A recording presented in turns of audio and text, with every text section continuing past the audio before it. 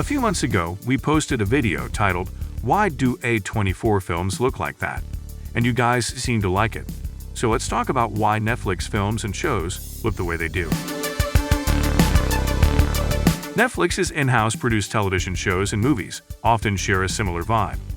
This Netflix look happens because Netflix asks all their productions to follow certain basic technical rules.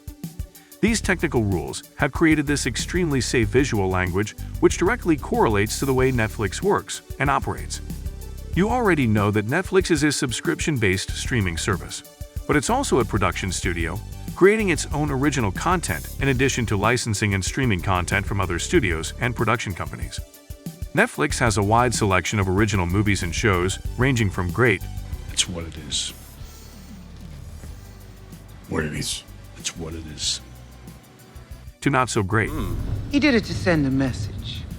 In his words, "You'll never know true power until you've tasted the testicles of a man who's wronged you." However, many people feel that despite this variety, most of these productions end up feeling very similar, and not just in the story aspect, but in their visual style as well.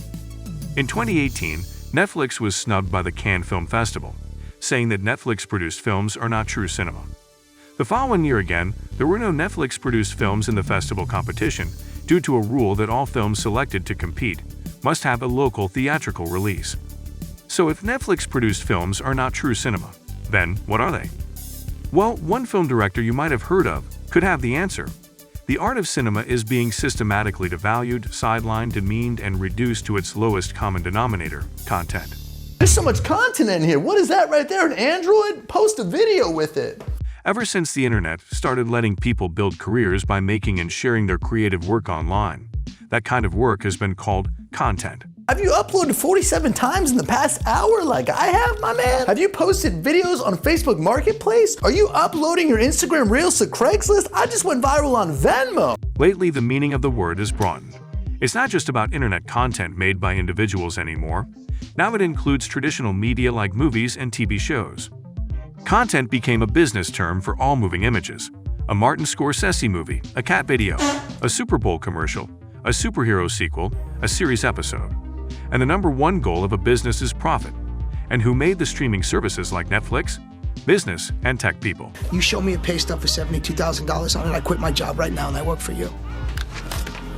This contentization of cinema takes art and makes it a product. This isn't new. The goal of movies, especially in the US, has always been profit, but the rise of streaming made this more expressed than before.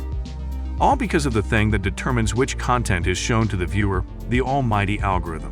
I need the algorithm. I need the algorithm.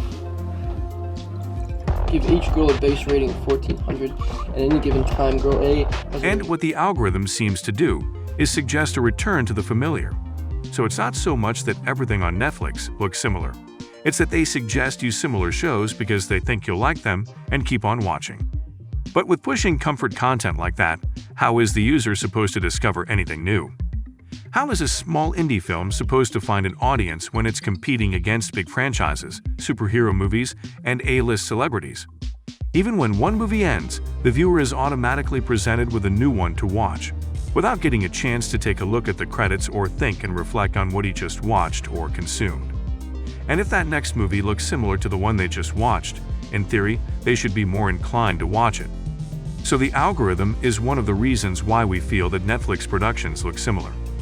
But there are three other segments that define a visual look of Netflix productions, and every other production in general, starting with. When filming a movie, there are two main ways to capture the footage: digital and film. Filmmakers can use traditional film stock, where each frame is a physical image recorded on the film strip, or they can use digital cameras that capture images electronically onto memory cards or hard drives. Film gives a classic look with rich colors and deep contrast, but it's more expensive and takes longer to process.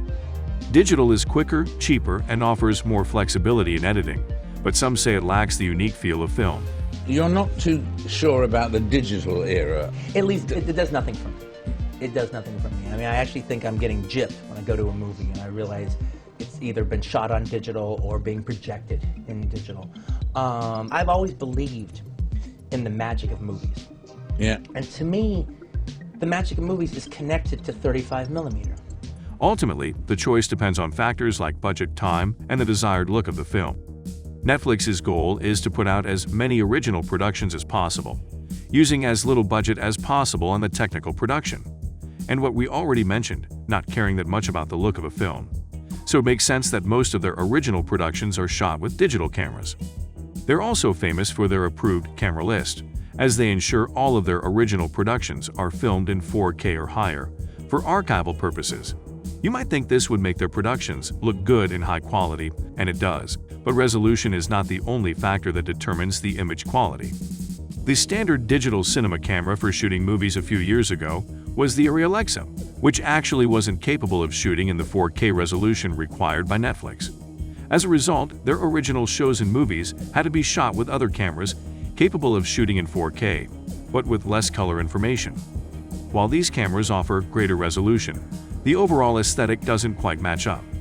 Unlike the Alexa, which is designed to emulate certain characteristics of film that audiences perceive as cinematic, cameras from Sony, Panasonic, and others are sometimes viewed as more video-looking, resulting in a cheaper, less cinematic appearance according to some. The ultimate challenge for any camera is the skin tone test. Slight changes in skin color, and we know it was shot on a lower quality video camera. The audience can't tell what's wrong, but they know something is. Shooting on film usually handles skin tones better than digital, especially in more extreme lighting scenarios. When we think of traditional cinema, all of those movies are shot on film, giving them rich and deep colors and contrast. So it makes sense that when we look at Netflix productions, we feel that something's off. Of course, there are some exceptions.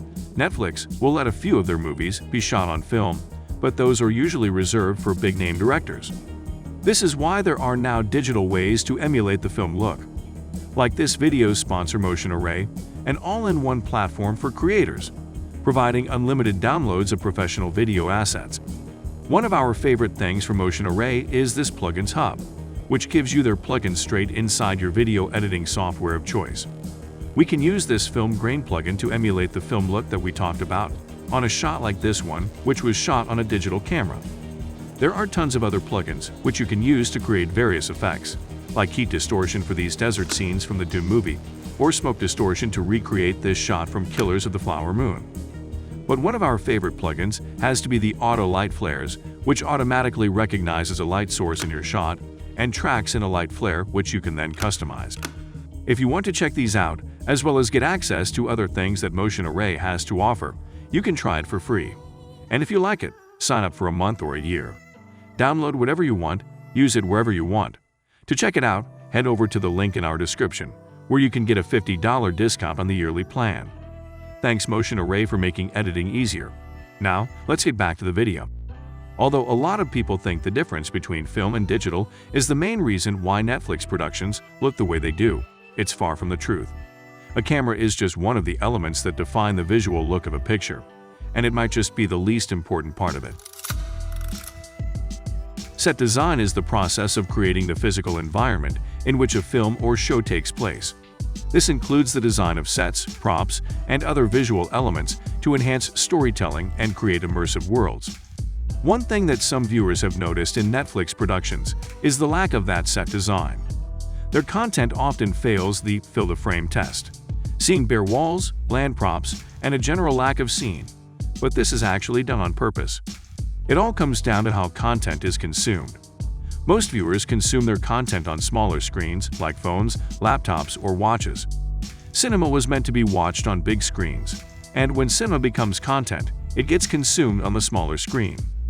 Even when it's consumed on a bigger one, like TV, it's often used as second screen content, where the viewer is on his phone while the movie or show is on. Oh yeah, Matthew McConaughey. Netflix productions are encouraged to consider screen size when filming. This means more emphasis on close-ups and less emphasis on little details that people won't notice when watching on their phones. When you overload a small screen with too much information, it becomes overwhelming for the viewer. On the other hand, larger screens allow for a richer visual experience, which is inherent to visual storytelling. Since Netflix has to consider the smaller screen size, their productions are filled with dialogue-heavy scenes, typically in medium or close-up shots without much background detail, prioritizing the actors' facial expressions. This trend mirrors television's format, eroding the elements that make movies unique: set design, the and scene photography, lighting, movement, actor blocking, and composition. All those things are completely useless because they lose their visual impact on a small screen. And if the audience doesn't care about production value and visual impact, but still watches the movie, then why should Netflix care? This helps them cut down the production costs and raise the budget for stuff that viewers will actually care about, like famous actors. So, you have a movie for me? Yes, sir, I do. So I was thinking we could get Dwayne Johnson, Ryan Reynolds, and Gal Gadot together in a movie. You have to be the two dumbest men on the planet. You look awful. Oh man, those are huge names. Yeah, they are. So what's the movie? Barely matters. Oh yeah, no, it matters a little. Of course, but not really. Well, hold on, we don't know for sure that just putting Ryan Reynolds and Dwayne Johnson and Gal Gadot in a movie guarantees it's gonna be a massive hit. We don't? No, I'm just kidding. Of course we do. Yeah, of course we do. Cinematography serves as the visual storytelling language of a film or a show. It includes camera angles, lighting, composition, camera movements, color grading, and so on. When it comes to Netflix productions, the platform's commitment to efficiency and accessibility has led to the development of standardized cinematographic techniques and styles. This standardization ensures a level of consistency across their vast catalog of content, allowing viewers to navigate seamlessly between different shows and movies without experiencing jarring shifts in visual presentation. This relates to what we talked about earlier regarding the algorithm. If the next piece of content looks similar to the one the viewer just watched, there is a higher chance they'll choose to watch it and stay longer on the platform. Another thing we already mentioned, but is also related to cinematography of Netflix productions, is the rise of streaming platforms, which has revolutionized the way audiences consume content, with many viewers opting for small-screen viewing. This shift in viewing habits didn't just affect the lack of set design, but cinematography as well, as filmmakers must adapt their techniques to ensure optimal viewing experiences across different devices. Cinematographers working on Netflix productions may adjust their compositions, camera movements, and lighting setups to accommodate the limitations of small screens, prioritizing clarity and readability in their visual storytelling. While this adaptation to small-screen viewing may enhance accessibility and engagement for some viewers, it can also create challenges for cinematographers striving to maintain the integrity of their artistic vision. The smaller screen size and potential distractions in the viewing environment may impact the effectiveness of certain cinematographic techniques, leading to compromises in visual storytelling, which can contribute to a general decline in the appreciation for cinematography, as viewers prioritize narrative content over visual aesthetics. Similar to the first sound movies which came out after the silent era, they were obsessed with dialogue driving the narrative. But because they had to use fixed microphones, it meant the camera couldn't move much, and characters had to stay put too. It was like a step back for a while, which is similar to the stuff happening now, but this time for different reasons. Another key factor influencing the visual consistency in Netflix productions is the platform's emphasis on data-driven decision-making. By leveraging viewer data and analytics, Netflix can identify successful cinematographic formulas and replicate them across various productions. This data-driven approach often prioritizes audience preferences and trends, leading to the adoption of cinematographic techniques that resonate with the platform's target demographic. While this may enhance viewer engagement and satisfaction, it can also result in a sense of visual uniformity, as cinematographers may prioritize familiarity over artistic experimentation and innovation. This doesn't mean that their cinematography is bad. After all, from 2019 to 2023, Netflix productions have won 3 out of 5 cinematography Oscars, which proves the people working on cinematography of those movies are doing something right.